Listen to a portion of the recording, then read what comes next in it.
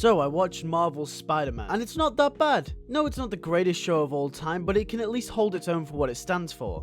I've said before, I actually really like this show. You just have to push yourself through it sometimes when it gets really clunky. I've had chats to some of you guys about the show on the Discord server, which by the way, the link is in the description if you do want to join. This show's main problem mostly is the fact that every character is the same person, and I'm pretty sure a lot of you guys will see the same thing as well. You have 4 main characters throughout the show mostly, which are Peter, Miles, Gwen, and Anya. They all attend Horizon High, they're all geniuses, and they all at some point get spider powers. And there aren't any little quirks or many full frontal character traits that really define these as people. You could label any one of these characters as the main character of the show and absolutely nothing would change. The only interesting part about any of these people is probably when Gwen has that Jackal storyline connection, but even then it wasn't even big of a deal. Damn, it really sounds like I'm over the show. Trust me, I'll get to the good parts, just bear with me here. But yeah, that is the show's main problem for me personally. You could say that it's cringy and that there's way too much exposition, but I don't think that's a fair argument when we look at what we're really dealing with here. This is a kids show made for kids and early teenagers. Of course there's going to be a lot of exposition to help young naive kids understand plots and intentions of characters better. If you don't believe me, honestly, go watch any kids show and I guarantee the main character will narrate exactly what he's doing at any given moment. But even if you think that's still a valid argument,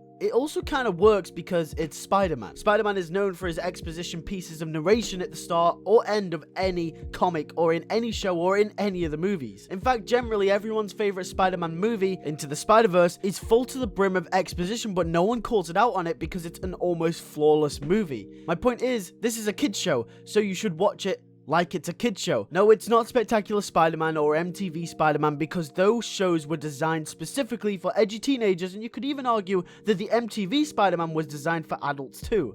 Anyway, take this show for what it is and not for a competitor to Spectacular Spider-Man, because it could never rival it. Nor is that what this show set out to do. It didn't set out to be the best Spider-Man show. But this show, despite that one massive character flaw I mentioned earlier, is actually pretty good for what it is. I'll admit the first half of season 1 isn't that good even for a kid show. Peter is annoying and there are so many filler episodes with villains who are poorly written characters who just want to kill Spider-Man because that's what Spider-Man villains have to do. But after the first half, it actually gets pretty good. Characters like Otto Octavius, Harry Osborn, Norman, and the Jackal are all introduced and get character development and overarching storylines before they take on some sort of villain role, and they're all pretty well written characters too, especially Otto Octavius, but we'll get more onto him later. Like I said earlier on, this show fails to have different characters, and like I said, Peter feels the same as the other 3 of his friends when written about. However, there is a patch in the second season where Peter is on his own, and these episodes are gold. No offense to any of the other characters, but when they're all the same,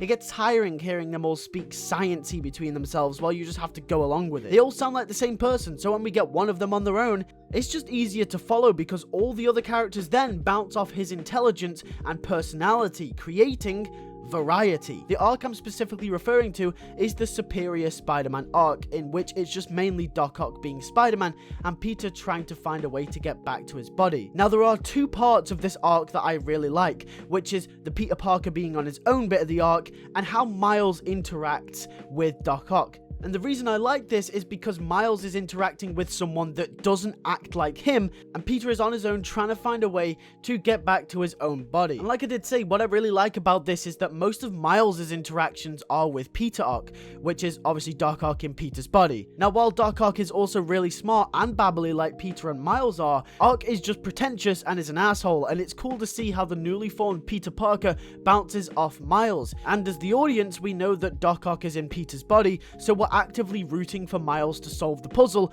whilst Peter is inside a computer trying to find his way out. Most of the episodes in this arc follow Ock while he changes things in Peter's life, which is why I like it so much. This also means that the world afterwards allows Peter's character to be seen as different by everyone else inside the show, and after that, it's all about Peter dealing with some of the ramifications that Ock laid down for him, which provides some new character moments and stuff, quite frankly, we haven't seen much before in the show. And I think it was a risk to do the Superior Spider-Man arc on this show, considering it's for kids and the repetitive nature of a show like this is what kids like to see normally. However, it changed it up, and along with that, we also get to look at Otto's backstory as a child when Peter surfs through his memories. Wow, this is actually quite a good show.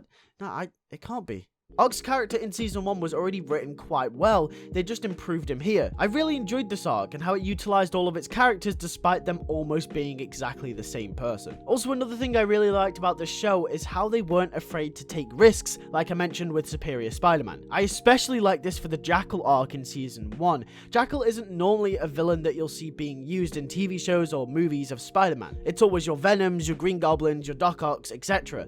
But this show uses obscure villains that we've barely seen before in Spider-Man shows and movies, and uses them to their full advantage. In fact, speaking of the Jackal, I don't ever think he's shown up in a Spider-Man TV show or movie before. Only as Miles Warren, which is actually quite crazy. Overall, this show isn't bad, and it's not great either. It's something in between. It's a show that's aimed at kids for kids, but you can tell from what good there is from the show, it's actually really good, and I'm impressed with it on the most part. And no, it'll never compare to Spectacular Spider-Man, but they're two completely different products aimed at different demographics. With that being said, hopefully you guys enjoyed this video. If you did, make sure to leave a like and make sure to subscribe if you haven't already to the channel, and make sure to hit the bell next to the subscribe button to not miss any new content that comes on the channel, and you can be one of the first ones to watch the videos as soon as they go up. Tell me what you think in the comments below. Do you like this show? Have you watched it? And if you haven't, will you? And with that being said, once again, thank you all for watching. I'll see you guys in the next one. Peace.